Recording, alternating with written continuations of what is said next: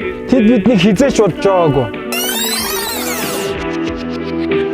Яг бэси мен чамаа дуран мөхөрлөө чиний чихээр дамжуулж тархин төрөвшүүлэх гэрлэн хүн тэцүү юу чамаа зөндөө байгаа бистэй гэлээ гэхдээ бидний шатар сайхан өдөр бидэнд ирнэ.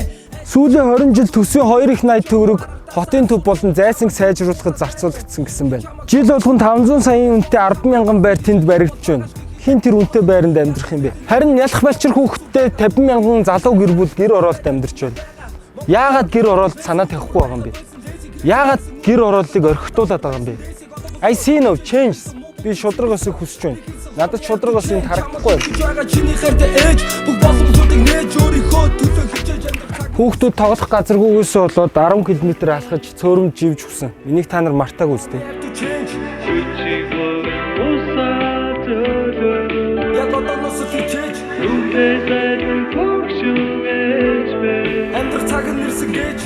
Намаа гэр орооллоор алхаж явхад хүүхд дээлтэй нэг ч газар харагдсангүй. 30 жилийн өмнө дуулагчээс Аршанти 18 дээр гардаг амьдрал ах буй одоо хүртэл энд байсаар л байна. 26 жил хотыг удирдсан эрх баригч нар бидний төлөө юу хийсэн гэж.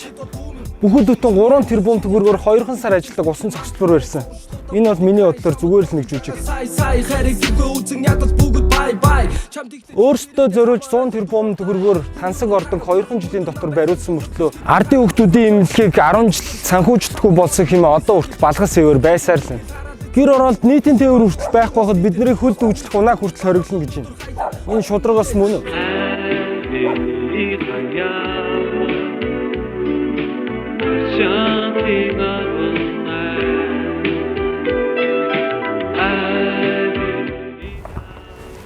Тэд биднийг хизээч бодож байгаагүй. Залуучуудад хөдөлж амьдралаа өөрчлөх цаг нэгэнд ирсэн байна. Чиний амьдрал чиний гарт гэдгийг хизээч битгий мартаарай. Саналаа өгж амьдралаа өөрчил.